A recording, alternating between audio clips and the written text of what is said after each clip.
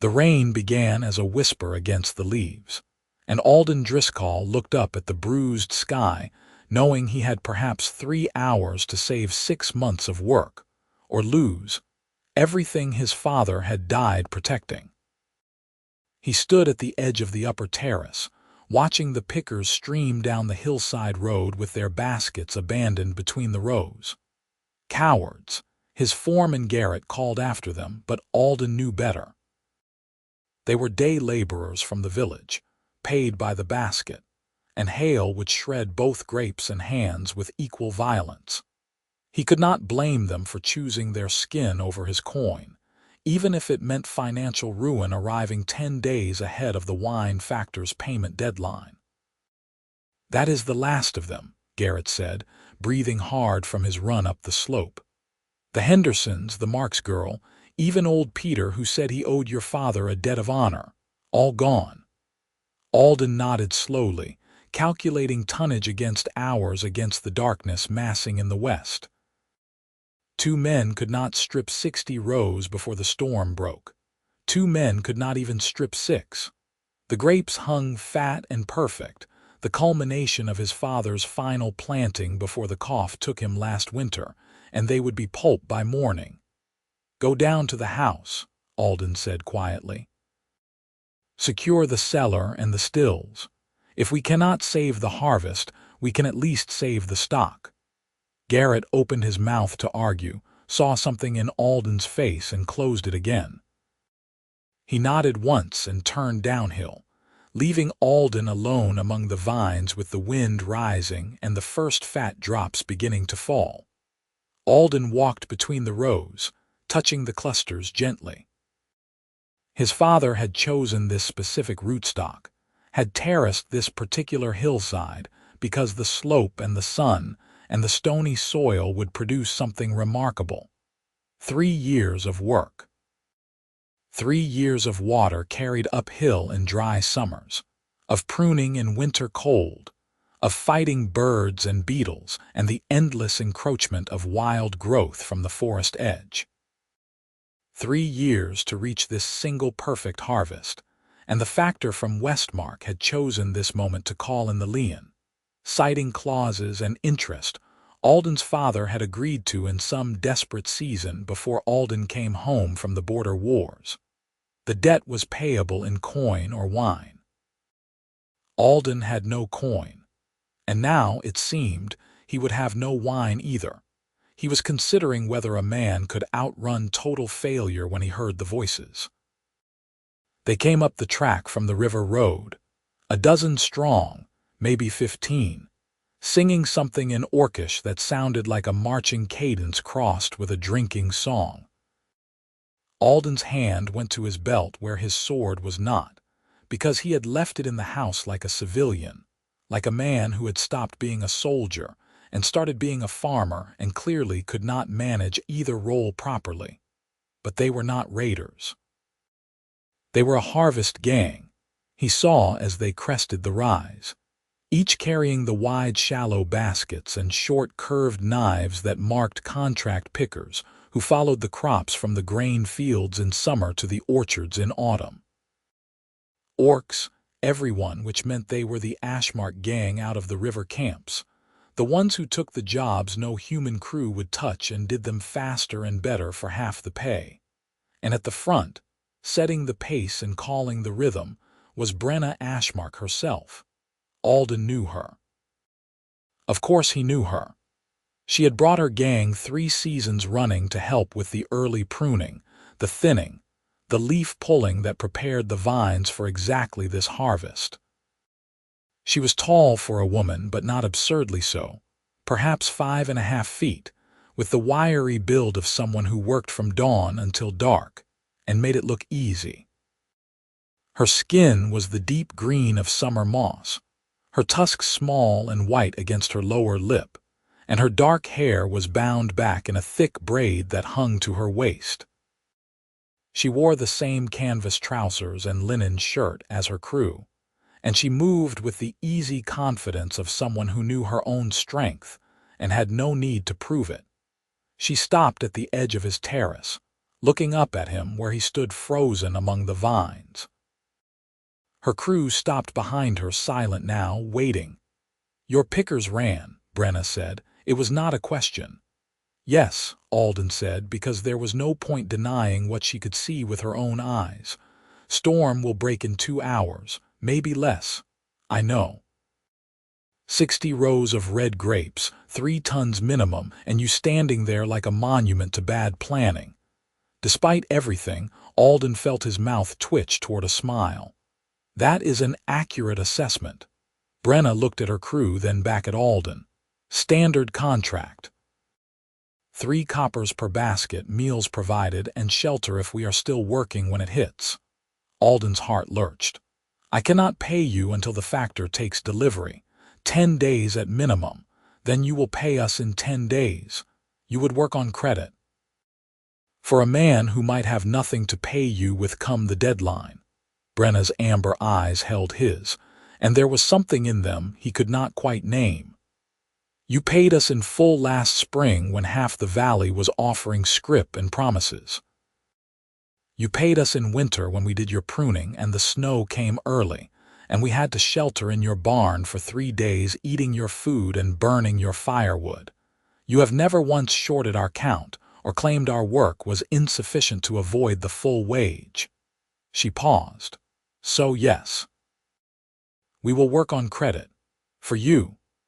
The way she said that last part made something warm unfold in Alden's chest, something he did not have time to examine because the wind was rising and the sky was getting darker, and 3 tons of grapes were not going to pick themselves. "Then I accept," he said. "With gratitude." Brenna turned to her crew and shouted something in Orcish, and they came up into the terrace like a green wave, spreading along the rows with the smooth efficiency of people who had worked together so long. They functioned as a single organism. Brenna herself took the row beside Alden's, and he found himself matching her pace, his hands remembering the rhythm even though he had not picked grapes since before his father got sick. They worked in silence at first, the only sounds the snick of knives and the soft thump of clusters landing in baskets. The rain began in earnest as the sun touched the western hills. Not the violent hail Alden had feared, but a steady cold downpour that soaked through his shirt in minutes and made the terraces slick and treacherous. Brenna did not slow. If anything, she worked faster, her hands moving in a blur as she stripped each vine clean and moved to the next. Her crew matched her, and Alden found himself pushing harder than he had in years, refusing to be the weak link in this chain of borrowed competence. "First time picking." Brenna called over the rain, and there was laughter in her voice. "I am out of practice," Alden admitted. "You are slow as winter honey, and your clusters are half the size of mine because you are cutting too high on the stem. I am preserving the spur wood for next year's growth. You are wasting time. Cut low. The vine will forgive you." Alden cut lower, and his baskets filled faster, and he began to believe that perhaps this was not the end of everything after all. They worked through sunset and into full dark, and Alden sent Garrett up with lanterns that they hung from poles driven into the terrace walls. The rain kept falling, cold and relentless, and the light turned the hillside into a strange dream landscape of shadows and green skin and moving hands. Somewhere around the 4th hour, one of the younger orcs started singing again, and the rest joined in, and the work became something else, something communal and almost joyful despite the miserable conditions. Alden worked his way down his row until he was level with Brenna again. She had her head down, focusing on a particularly dense cluster, and the rain ran off her jaw in streams. Her shirt was plastered to her back, and she was shivering slightly, though she gave no sign of slowing. "Why are you really here?" Alden asked, and was surprised to hear himself say it. Brenna finished the cluster, dropped it in her basket, and straightened to look at him. "I told you, standard contract. You could have taken shelter in the river camp." You could have waited for the storm to pass and picked up work tomorrow at any of a dozen farms that will need help with storm damage." "We could have," Brenna agreed. "So why here? Why now? Why for a man who cannot pay you for 10 days and might not be able to pay you at all?" Brenna was silent for a long moment, and the rain fell around them, and somewhere down the terrace, someone laughed at something, and the sound was bright and human despite the speaker's green skin. "3 seasons ago," Brenna said slowly, "I brought my crew to your father's farm to ask about the pruning work. He looked at us like we were going to rob him, like we were monsters who had wandered out of the forest and learned to speak just well enough to trick honest folk. But you were there, just back from the border, and you told him we were the Ashmark gang and they were the best pruners in 3 counties and he would be a fool not to hire us." She met his eyes. "You did not know me. You had no reason to vouch for us, but you did." "You were the best pruners in 3 counties, Alden said. "That was simply truth. It was kindness from a human to an orc. That is rare enough to be treasured." Brenna looked back at her work and her voice went softer. "And every season since, you have treated us like people, not monsters. Not animals who happen to be useful. People. You eat with us when you bring the meals out. You ask after our families. You remember our names. That is basic decency, not some grand virtue. It is more than most of your kind manage." Alden felt something twist in his chest. "I am sorry for that." "Do not apologize for things you did not do." Brenna picked up her basket, now full to the brim, and started toward the collection point. Then she paused and looked back at him. "I am here because you needed help and I wanted to give it. That is all. That is enough." She walked away before he could respond, and Alden stood in the rain watching her go and feeling like the world had shifted slightly on its axis without asking his permission. They finished the upper terrace just before midnight. 60 rows stripped clean, the grapes piled in the wagon Alden had pulled up from the lower barn, 3 tons of fruit saved from destruction. The rain had not let up, but the hail had never come, and the harvest was safe. Alden stood beside the wagon, soaked to the bone and shaking with exhaustion and relief, and watched Brenna's crew gather their tools and secure the baskets. They were all drenched, all shivering, but they were also grinning and joking and slapping each other on the back with the satisfaction of a job well done against long odds. Brenna approached him, her braid dripping and her amber eyes bright in the lantern light. 3 tons, 2 ounces, she said. Garrett counted twice. "You saved me," Alden said, and his voice came out rougher than he intended. "You saved everything." "We saved grapes," Brenna corrected. "Whether that saves you depends on the quality of the wine. The wine will be good. My father knew what he was doing with these vines." "Then you are welcome." She started to turn away, and Alden found himself reaching out, catching her hand without thinking. She stopped, looked down at his hand on hers, looked up at his face. "Brenna," he said, and then stopped because he did not know what he wanted to say, only that letting her walk away felt impossible. Behind her, the crew had gone quiet. Alden was aware of their eyes on him, of Garrett watching from beside the wagon, of the rain falling harder now and the wind picking up. He was aware of every reason this was a terrible idea, every social rule he was about to break, every way this could end badly.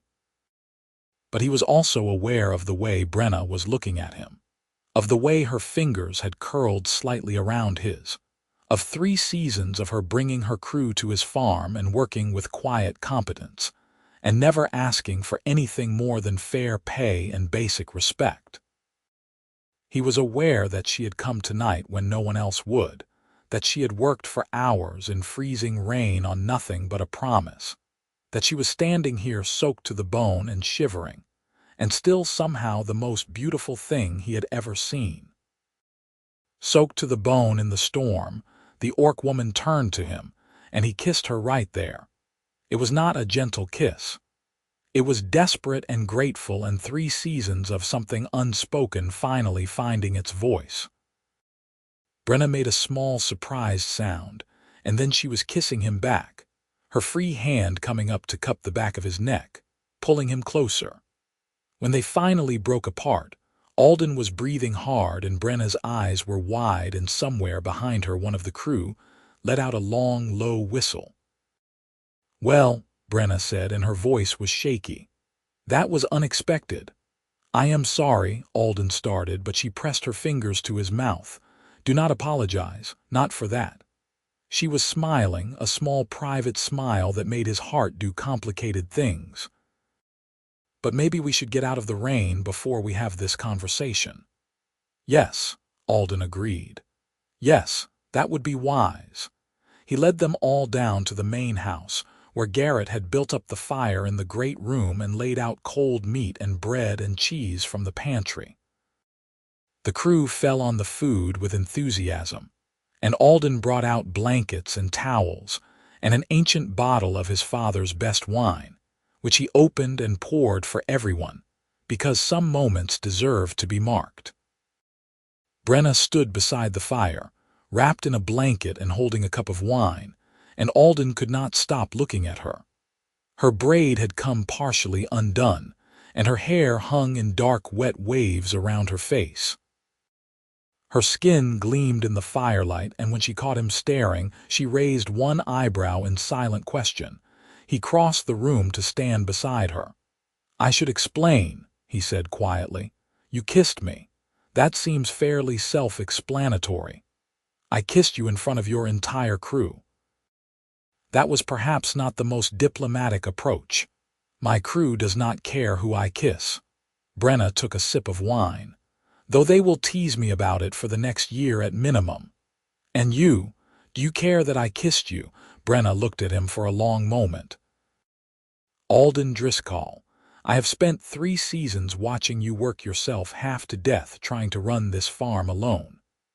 I have listened to you talk about your father's vines with the kind of love most men reserve for their children. I have seen you treat my people with kindness when the rest of the valley treats us like useful beasts at best and dangerous animals at worst." She set down her wine cup. "So no, I do not care that you kissed me. I care that it took you this long to do it." Alden felt his face heat.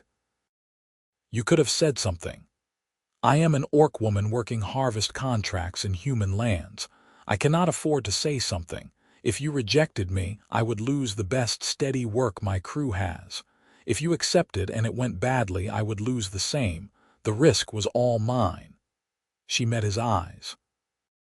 "Until tonight, when you decided to make it yours too. I did not think about the risk. I know. That is what makes it matter." One of the crew called something in Orcish, and Brenna responded in kind, her tone exasperated but fond. The orc laughed and went back to his conversation, and Brenna shook her head. "What did he say?" Alden asked. "He said I should stop talking and kiss you again. He is not wrong, but he is also an idiot with no sense of timing." Alden smiled. "Your crew seems very invested in your personal life. We travel together, work together, eat together, sleep in the same camps for 8 months of the year. There are no secrets in a harvest gang." She paused. "Which means they have all known for 2 seasons that I have feelings for you, and they have all been waiting to see what I would do about it." 2 seasons. Since the spring pruning, when you spent 3 hours teaching me the proper way to train new growth on these specific vines, because you said my crew deserved to know the techniques that would make the work easier. You did not have to do that. Most contractors just point us at the rows and expect us to figure it out. But you cared that we understood, that we learned something valuable." She looked down at her hands. "That was when I knew you were different. That was when I started to hope." Alden reached out and took her hand, the same way he had on the terrace, and this time there was no rain and no urgency, just the warmth of the fire and the quiet sounds of her crew settling in for the night. "I am glad you hoped," he said. Because I have been trying very hard not to feel anything for 3 seasons, and clearly I have failed spectacularly. Brenna laughed, and the sound was warm and genuine. You are terrible at hiding your feelings.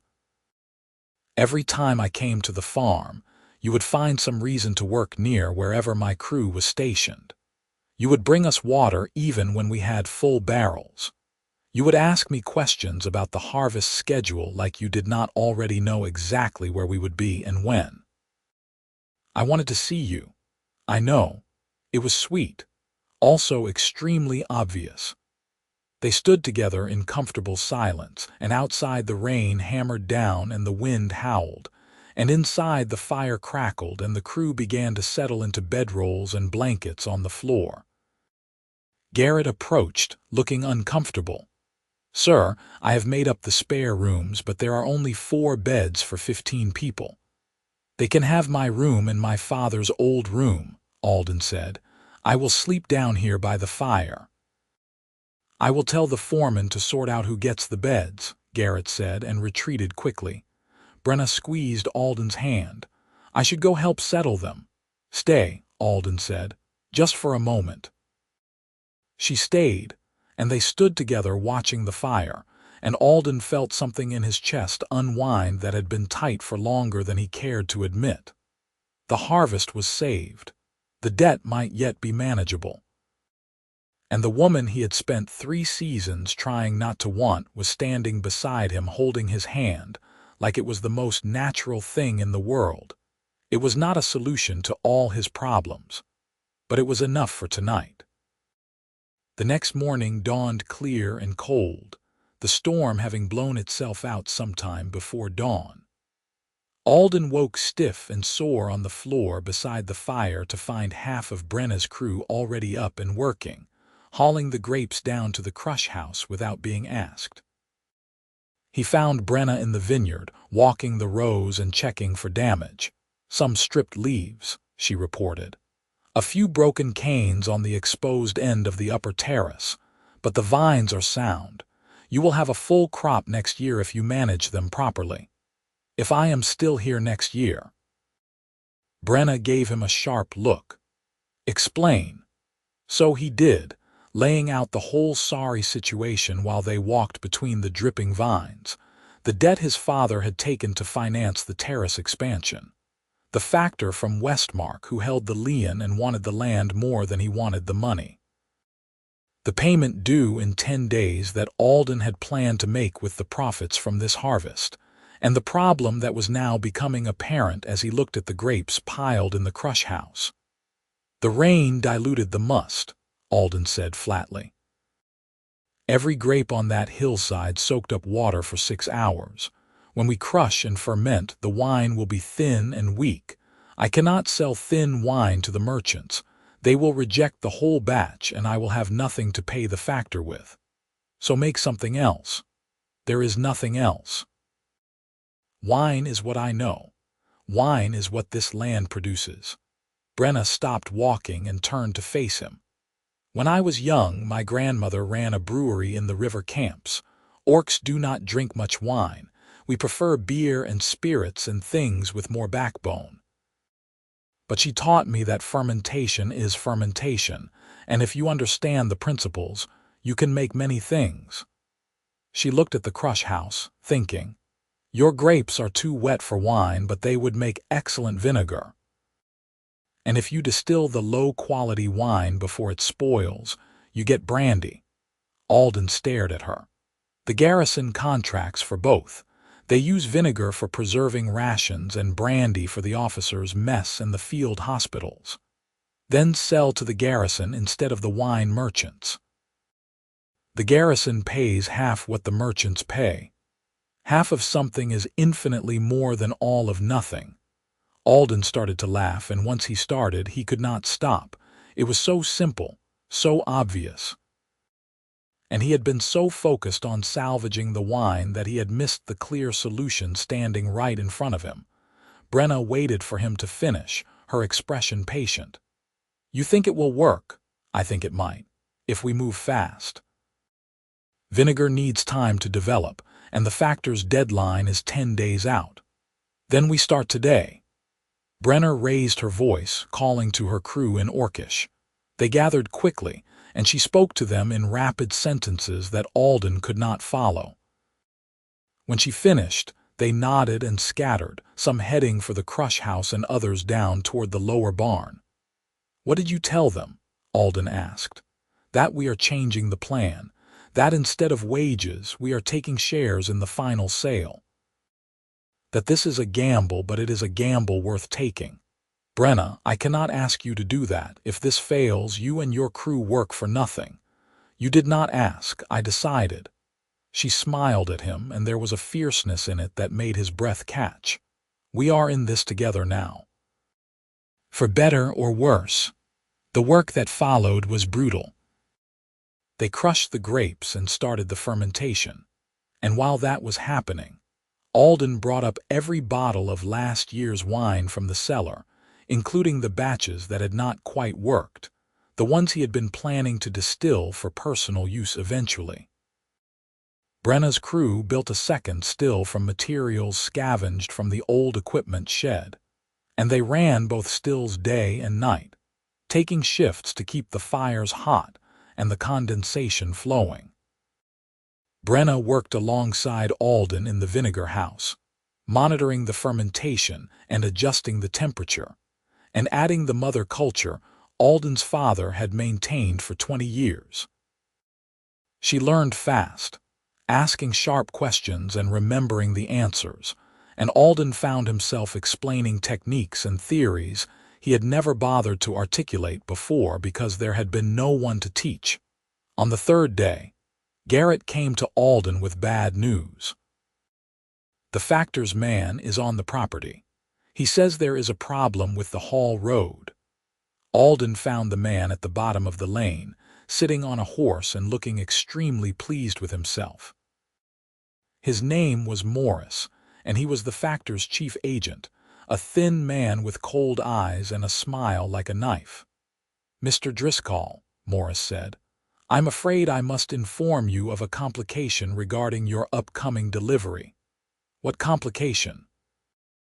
"The Hall Road that runs from your property to the main highway crosses a section of land that my employer has recently acquired. And upon reviewing the historical surveys, we have discovered that your right-of-way was never properly recorded. Which means, legally speaking, you are trespassing every time you use that road." Alden felt cold. "That road has been in use for 30 years. Then it is fortunate we discovered the error now, before any legal consequences could arise. Of course, my employer is willing to grant you a proper easement, for a fee. How much? Shall we say the value of your upper terrace, transferred free and clear in exchange for perpetual access to the highway." It was extortion, plain and simple. Without access to the Hall Road, Alden could not get his product to market. The garrison was 20 miles east, and the only other route was a narrow track through the forest that would take days and risk the wagons breaking an axle on the rough ground. "I need time to consider this," Alden said. "You have until your debt comes due. 10 days, I believe." Morris tipped his hat. "I will return then for your answer, and your payment, of course." He rode away, and Alden stood in the lane feeling the trap close around him. Even if the vinegar and brandy sold, even if the garrison paid promptly, he would still lose the land he had worked so hard to save. Brenna found him an hour later, sitting on the porch and staring at nothing. She sat down beside him without speaking, and he told her what Morris had said. "Can you fight it?" she asked. "Not in time. A legal challenge would take months, and I have 10 days. Can you use the forest road? Not safely, and not with enough volume to make the delivery deadline." Brenna was quiet for a moment, thinking. Then she said, "How much do you know about land law in this county?" "Enough to know I am trapped." "Do you know that a right-of-way can be established by continuous use over a period of years, even without formal recording, if the use is open and unchallenged?" Alden looked at her. How do you know that? Because my clan has had to fight for every scrap of land we camp on. We know the law better than most humans because we have to. It is the only protection we have. She met his eyes. If your family has used that road for 30 years without challenge, you have a prescriptive easement. Morris's employer cannot simply revoke it because he bought the underlying land. But proving that in court takes time I do not have. So do not go to court. Go to the magistrate. Request an emergency injunction preventing Morris from blocking the road until the legal question can be resolved. That buys you time to make your delivery and pay your debt. Once the debt is cleared, the factor loses his leverage. Hope sparked in Alden's chest. You think the magistrate would grant an injunction? If you can show evidence of long-term use and immediate financial harm, yes, especially if you have witnesses willing to testify to the use. I have Garrett, and the village knows my father used that road for decades. Then go to the magistrate tomorrow. Today we focus on getting your product ready to sell. Alden leaned over and kissed her, quick and hard and grateful. You are brilliant. I am practical. There is a difference. But she was smiling when she said it, and her hand found his and squeezed.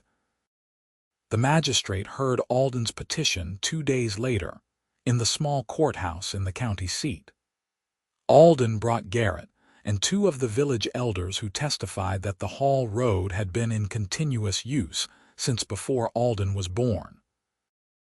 Morris appeared for the factor, arguing that the law required formal documentation and that mere use was insufficient. The magistrate, an older woman with sharp eyes and no patience for nonsense, listened to both sides and then rendered her decision. An injunction is granted preventing any interference with the road, pending a full hearing on the easement question. Mr. Driscoll, you are to have unobstructed access until this matter is properly adjudicated. Mr. Morris, your employer is not to block, obstruct, or otherwise impede travel on that lane. Are we clear? Your Honor, I must protest. We are clear, the magistrate said firmly. This hearing is adjourned. Alden walked out of the courthouse feeling like he could breathe for the first time in days. Garrett clapped him on the back, and the village elders promised to spread the word that the factor's bullying had been checked, at least for now. When Alden returned to the farm, he found Brenna waiting for him in the vinegar house, her hands stained purple and her expression cautiously hopeful. Well, she asked, we have access to the road. The injunction is in place. Brenna closed her eyes and let out a long breath. Thank the ancestors. I was beginning to think we would have to haul everything through the forest on our backs. I would not have asked that of you. You would not have had to ask. We would have done it anyway. She opened her eyes and smiled. Now stop standing there and help me rack this vinegar. We have a delivery to prepare. They worked through the night, Alden and Brenna and the entire harvest crew, bottling vinegar and brandy and loading everything into the wagons. The garrison quartermaster had agreed to take the whole lot on approval, which meant Alden had one chance to prove the quality was acceptable. If the quartermaster rejected the shipment, he would return to the farm with nothing and the factor would take the land.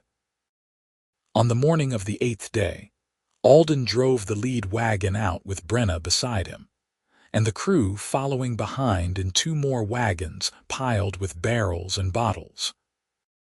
The trip to the garrison took 6 hours over the disputed road, which remained blessedly clear of obstruction, and they arrived as the sun was beginning to set. The quartermaster was a grizzled veteran named Kane, who had spent 30 years supplying armies and had no time for inferior product. He sampled the vinegar, sniffed the brandy, and spent 15 minutes examining the seals and the barrel staves for signs of contamination. Finally, he nodded.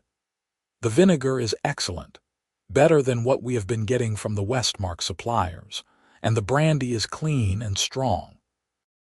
I will take the full shipment at contract rates. Alden felt his knees go weak with relief. Thank you. Thank your production team. This is good work. Kane looked at Brenna and the crew, taking in their green skin and Orcish features without apparent concern. You are the Ashmark gang, yes. I have heard you do quality work. If you are interested in a steady contract supplying our needs, I would be willing to discuss terms. Brenna glanced at Alden and he nodded. We would be interested, she said. Kane handed Alden a payment chit good for immediate redemption at the garrison treasury. I will have my people unload your wagons. You can collect your payment on the way out. The sum was enough to clear the debt with the factor and leave a modest surplus. It was not wealth, but it was survival, and survival was more than Alden had dared hope for a week ago. They collected the payment and drove back through the gathering dark, Alden and Brenna on the lead wagon, and the crew singing victory songs in Orcish behind them. When they reached the farm, Alden pulled the wagons up to the house and called everyone inside. He divided the payment carefully, calculating shares for each member of the crew based on the hours worked and the risk assumed. It was more than they would have made on a standard contract, and when he handed Brenna her gang's portion, she looked at the sum and then at him. This is generous, she said quietly. It is fair. You saved the harvest and found the solution when I was ready to give up. This would not exist without you, and it would not exist without your knowledge and your land and your father's vines. She folded the payment into her pouch. We are square, Alden Driscoll. No debts between us. No debts, Alden agreed, but maybe a partnership. Brenna's foreman, a broad-shouldered orc named Garak who had been watching the exchange with interest, spoke up in heavily accented but clear common. A partnership requires shared investment and shared risk. What are you proposing? The garrison wants a steady supply. I have the land and the equipment, but I cannot produce enough alone to meet their needs. If your gang is willing to work the farm on shares rather than wages, we can expand production and split the profits. Garak looked at Brenna. This is a long-term contract. Seasonal work is safer. If the partnership fails, we lose a season's income. If it succeeds, we have stable work and better pay than we can get following the harvests, Brenna countered. I say we take the risk. Garak considered, then nodded. I will put it to the crew, but I think they will agree. He did, and they did, and by the time the sun rose the next morning, Alden had a formal partnership with the Ashmark gang that made them co-investors in the farm's production. It was not a common arrangement, and Alden knew it would raise eyebrows in the village, but he found he did not care. These people had worked beside him, trusted him, saved him. They had earned their stake. On the 9th day, Alden rode to Westmark and paid the factor in full, presenting the payment with witnesses and demanding a receipt that cleared the lien completely. The factor was not pleased, but he had no legal grounds to refuse payment, and the lien was voided on the spot. Alden rode home with the deed to his land free and clear for the first time in his adult life, and when he arrived, he found Brenna in the vineyard, pruning the damaged canes from the storm. He dismounted and walked up to stand beside her. It is done. The land is mine. Ours, Brenna corrected. My crew holds shares now, remember? Ours, Alden agreed. He watched her work for a moment, the sure movements of her hands and the focused expression on her face. What happens now? Now we prepare for winter. Mulch the vines, repair the terrace walls, maintain the equipment. Come spring, we plant the lower fields with barley for the beer my grandmother's recipe will make. Come summer, we harvest and sell and build something permanent. I meant with us. Brenna set down her pruning shears and turned to face him. What do you want to happen with us? I want you to stay, not just for the work, for me. I am an orc, Alden. My people are not welcome in most human communities. If we are together openly, you will face consequences. Your neighbors will disapprove. The village may refuse to trade with you. You could lose everything you have worked for. I nearly lost everything last week, and you were the one who saved it. I'm not afraid of my neighbor's disapproval. You should be. Prejudice can be as destructive as any storm. Then we will weather it together. The same way we weathered the harvest. Alden took her hands. I am not asking you to be my secret. I am asking you to be my partner, in the work and in everything else. Brenna looked at him for a long moment, and he could see the conflict in her eyes, the hope warring with caution. My crew will stay through the winter if the work is good. But come spring, some may choose to return to the circuit. I cannot promise you they will all want to settle permanently. I am not asking for promises about them. I am asking what you want. I want to stay, Brenna said, and her voice was soft but certain. I have wanted to stay since the first season I worked this land. I have wanted you since the second. But wanting and having are not the same thing, and I have learned to be careful with hope. Then let me hope for both of us. Alden kissed her, gentle this time with all the time in the world. Let me show you that this can work. She kissed him back, and when they broke apart, she was smiling. You are a stubborn man, Alden Driscoll. I learned from a stubborn orc woman. She taught me that the best solutions are the ones everyone else thinks are impossible. Brenna laughed, and the sound was bright and free, and Alden thought that if he could keep making her laugh like that, he could face anything the world chose to throw at them. Winter came hard that year, and the crew settled into the rhythm of farm life with surprising ease. They repaired buildings, mended fences, and worked with Alden to expand the still house and build a proper brewery in the lower barn. Brenna moved into the main house without ceremony or announcement, simply transferring her bedroll from the crew quarters one night and setting it up in Alden's room like it had always belonged there. Garrett raised an eyebrow but said nothing. The crew teased Brenna mercilessly in Orcish, which she bore with good humor and occasionally returned with interest. And Alden discovered that living with Brenna was both easier and more complicated than he had imagined. She was practical to a fault, waking before dawn and working until dark without complaint. She had opinions about everything from crop rotation to equipment maintenance, and she was not shy about expressing them. She also had a wicked sense of humor that caught Alden off guard regularly, and a tendency to sing while she worked that made even the most tedious tasks bearable. They argued sometimes, sharp disagreements about methodology or priorities that Brenna approached with the same directness she brought to everything else. But they also laughed and worked side by side and fell into bed exhausted and content most nights. And slowly, carefully, they built something that felt like a life.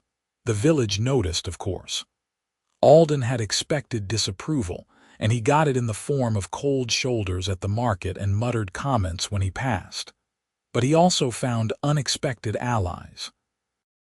The magistrate stopped him one day to say she approved of his partnership model and thought it showed good business sense. The garrison quartermaster sent word that he was pleased with the quality of the winter deliveries and wanted to expand the contract. And a few of the younger farmers, the ones who had served in the border wars and fought alongside orc auxiliaries, started asking questions about how the partnership worked and whether it might be replicable on their own lands. By the time spring arrived, the open hostility had faded to general grumbling, and Alden counted that as a victory. The real test came in late spring, when Garak approached Alden and Brenna with a proposal. 3 of the crew want to return to circuit work.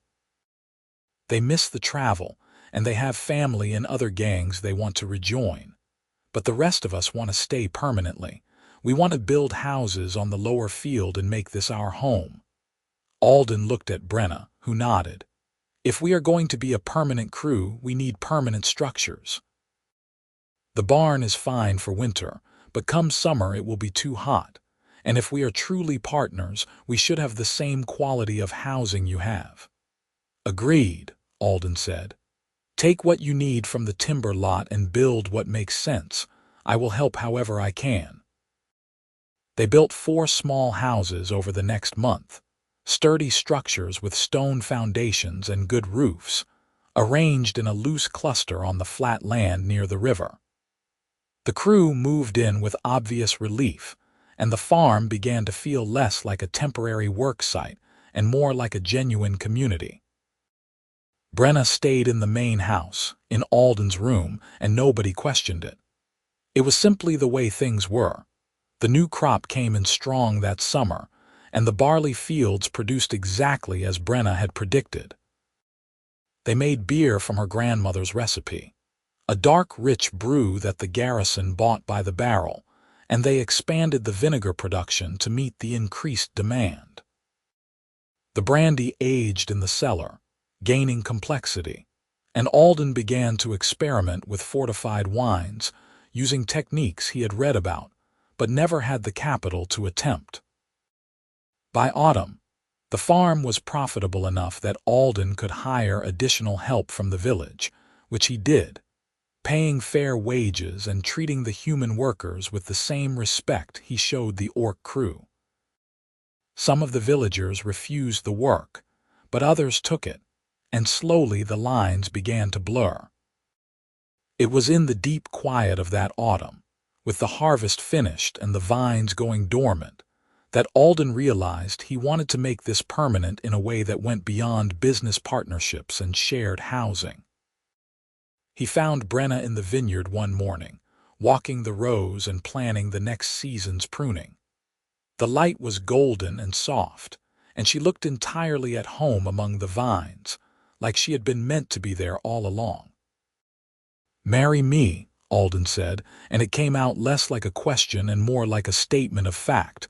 Brenna stopped walking and turned to face him. "That is not a small thing you are asking, I know. Human-orc marriages are rare. They require special dispensation from the magistrate and the headman.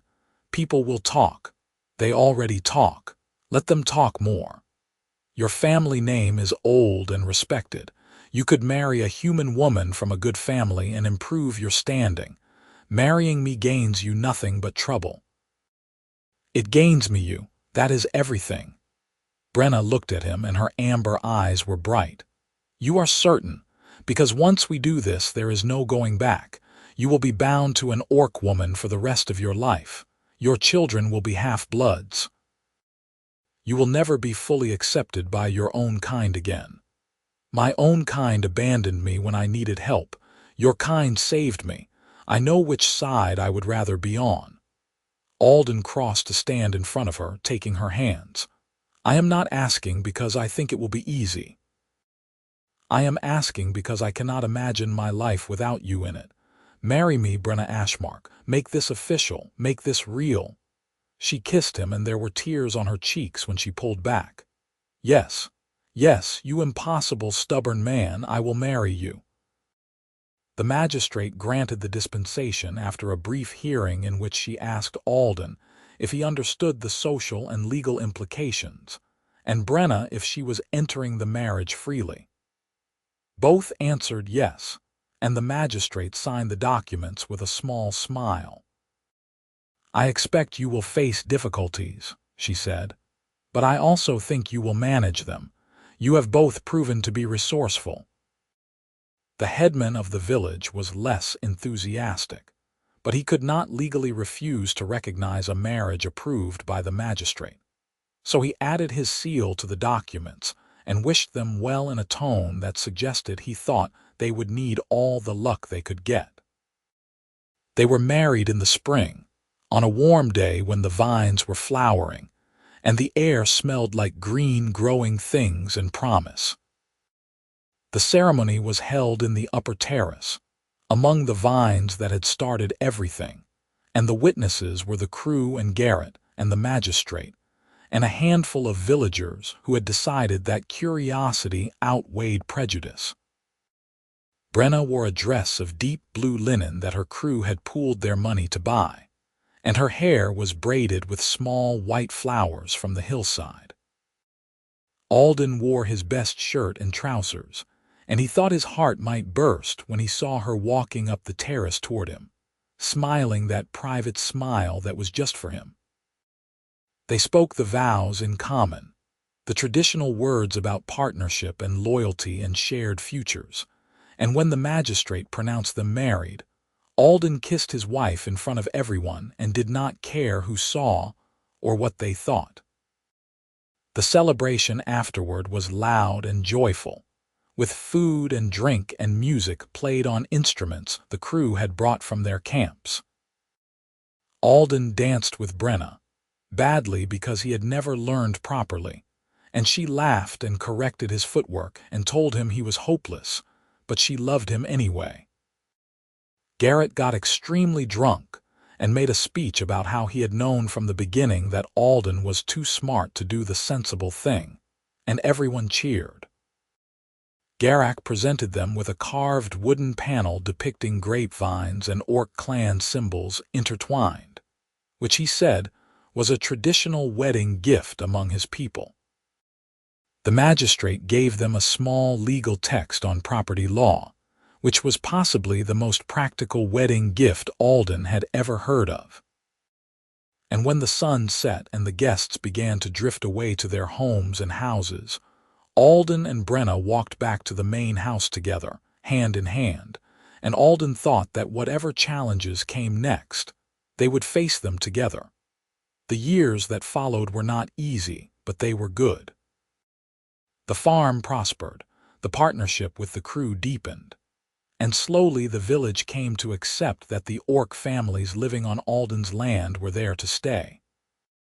There were incidents, moments of ugliness when someone from outside the valley would cause trouble or when old prejudices would flare up, but Alden and Brenna faced them together, with the support of the crew and the grudging backup of the magistrate, who seemed to have decided that making this work was a matter of legal principle. In the second year of their marriage, Brenna became pregnant. It was a difficult pregnancy, her body struggling with the complications of carrying a half-human child, and Alden spent more time terrified than he cared to admit. But Brenna was strong and stubborn, and when their son was born on a cold winter morning, he came into the world squalling and healthy and absolutely perfect.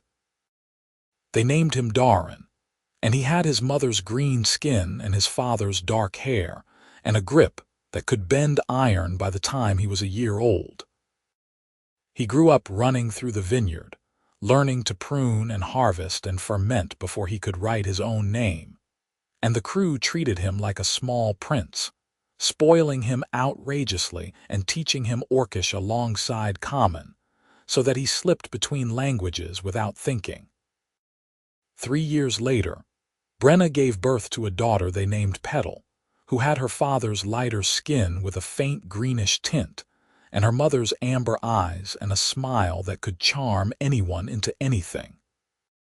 She was quieter than her brother, more thoughtful, but just as stubborn, and she took to the business side of the farm with a natural aptitude that made Alden suspect she would be running the entire operation by the time she was 20. The farm continued to grow, adding more land and more crew and branching into new products. Alden's fortified wines gained a reputation, and merchants came from as far as the capital to buy them. Brenna's beer became a staple in garrison contracts across 3 counties. And the vineyard that Alden's father had planted, the one that had nearly been lost to debt and weather, produced year after year, steady and strong. On a warm spring morning, 10 years after the storm that had brought Brenna's crew up the lane to save a desperate harvest, Alden stood in the upper terrace with his wife and watched their children playing between the rows. Darin was teaching Petal the proper way to inspect new growth, his serious expression a mirror of Brenna's when she was focused on work. Petal listened with exaggerated patience, then promptly did it her own way, and Darin sighed in a manner that was pure Alden. "They are going to run this place someday," Brenna said, leaning against Alden's shoulder. Terrifying thought. "They will be better at it than we were. They are starting with advantages we never had." "Like what?" "Like two parents who love each other and a community that accepts them. Like land that is paid for and partnerships that are solid. Like the knowledge that the world can be better than the one we inherited." Brenna looked up at him. "You did that. You took a failing farm and a hired gang and turned it into something real." "We did that," Alden corrected. "I could never have managed it alone." "No, you could not have. You would have drowned in stubbornness and panic." She smiled. "Good thing I came along to save you. Good thing you were willing to work on credit for a man who could not pay. I was investing in the future. Best decision I ever made." They stood together in comfortable silence, watching the vines sway in the breeze, and the children argue good-naturedly about proper technique. Down in the valley, smoke rose from the chimneys of the crew houses, and Alden could hear the sounds of the day's work beginning, the familiar rhythm of a community built on shared effort and mutual respect. It was not the life Alden had imagined when he came home from the border wars to take over his father's failing farm. It was better, stranger, more complicated, infinitely richer in ways that had nothing to do with money and everything to do with the people he had gathered around him. "Do you ever regret it?" Brenna asked, and her tone was light, but Alden heard the real question underneath. "Marrying you, building this partnership, raising half-orc children in a world that does not always understand them." "Yes, all of it." Alden thought about the storm, about standing alone in the rain and watching his future wash away. He thought about Brenna bringing her crew up the hill without being asked, about the way she had turned to him soaked and shivering, and he had kissed her in front of everyone, because keeping his feelings hidden had become impossible. He thought about 10 years of work and worry and joy and the slow, patient building of something that would outlast them both.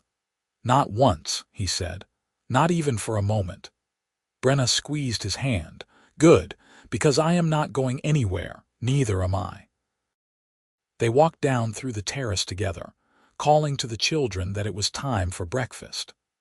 Darin came running immediately, always ready to eat, and Petal followed more slowly, stopping to examine one last cluster of new growth before abandoning the vines for the promise of food.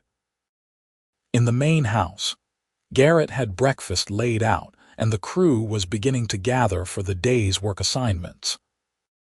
It was a normal morning on the farm, unremarkable in every way except that it existed at all, that this strange mixed household of humans and orcs and half-blood children had become normal, had become home.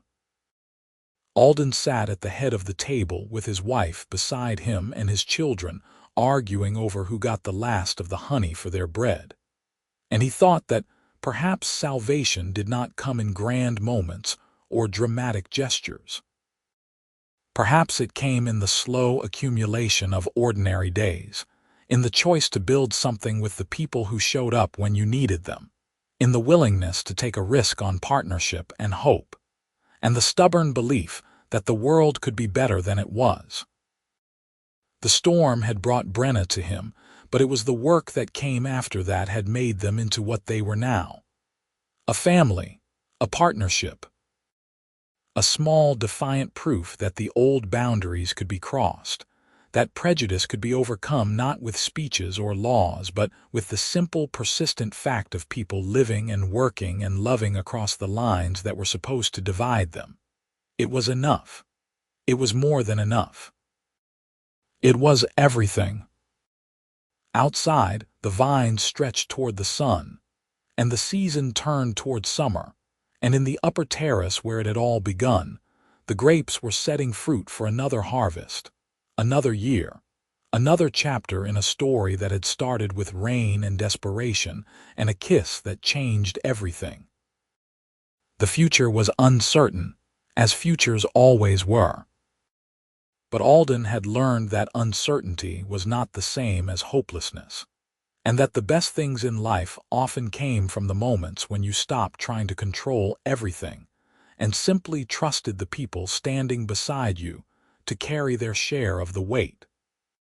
He had trusted Brenna with his harvest, his livelihood, his heart.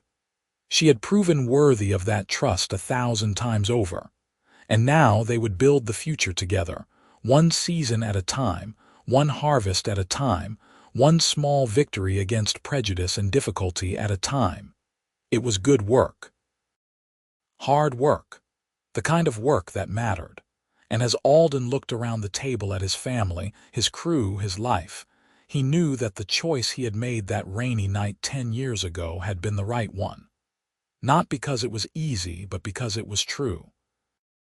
Because when Brenna had turned to him soaked to the bone in the storm, and he had kissed her right there in front of everyone, he had been choosing not just a woman, but a way of being in the world. A way that valued courage and partnership, and the stubborn insistence that love was stronger than fear.